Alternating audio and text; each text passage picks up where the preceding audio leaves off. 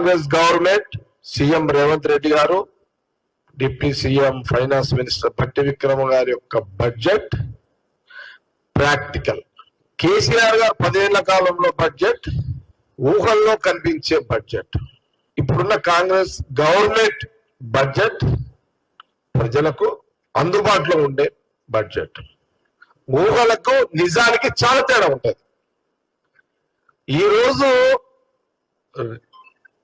భట్టి విక్రమ గారి యొక్క బడ్జెట్ యొక్క ప్రస్తావన, మనము దాహం వేస్తే బిందెల గ్లాస్ నుంచి నీళ్ళు ఇట్లా తాగుతాము, అలాంటి బడ్జెట్ ఈరోజు కాంగ్రెస్ గవర్నమెంట్ బడ్జెట్.